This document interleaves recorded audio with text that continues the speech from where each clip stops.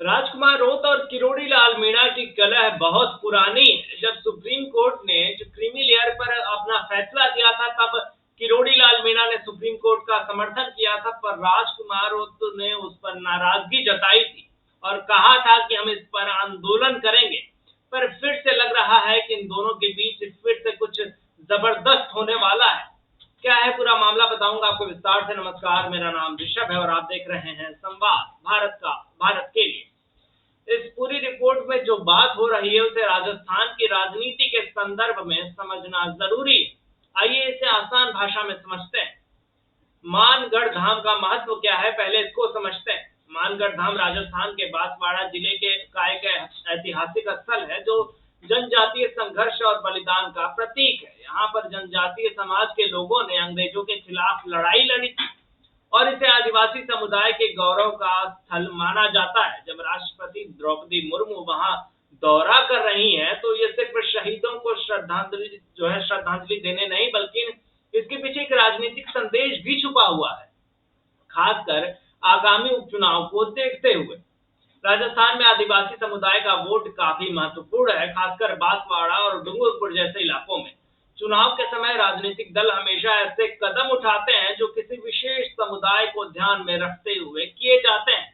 इस दौरे और समारोह के जरिए राज्य सरकार आदिवासी वोट बैंक को साधने की कोशिश कर रही है। इससे बीजेपी के सांसद जो अन्य तमाम भी नेता हैं, चाहे अन्य पार्टी के भी हो, जैसे आरएलपी के हैं राजकुमार रोत, और बीजेपी के कुछ सांसद, कुछ विधायक भी वहां पहुंचे थे प्रचार के लिए। पर इन सभी से राजकुमार रोत खफा है, क्योंकि यह इलाका बीजेपी को मजबूत बनाने के लिए ऐसा किया जा रहा है।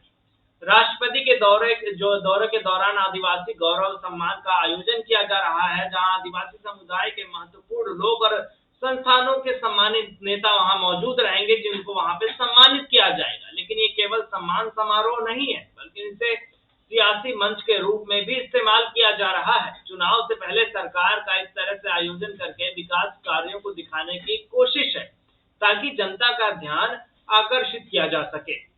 पॉलिटिकल एक्सपर्ट का मानना है कि भाजपा और राज्य सरकार दोनों ही जनजातीय समाज के असली मुद्दों को ध्यान से भटकाना चाहती हैं। यहाँ जो भी हो रहा है उसे एक चुनावी रणनीति के तौर पर देखा जा रहा है। जनजातीय समाज के बलिदान को सियासी प्रचार के लिए इस्तेमाल करना राजनीति का एक बड़ा हिस्सा माना जा सकता है। और ये ध्यान देना दिलचस्प होगा कि ये दल जो है, ये पक्ष किस दल के पक्ष में जाता है, चाहे वो राजकुमार रोत की बात हम करें, चाहे बीजेपी की बात करें, चाहे कांग्रेस की बात करें।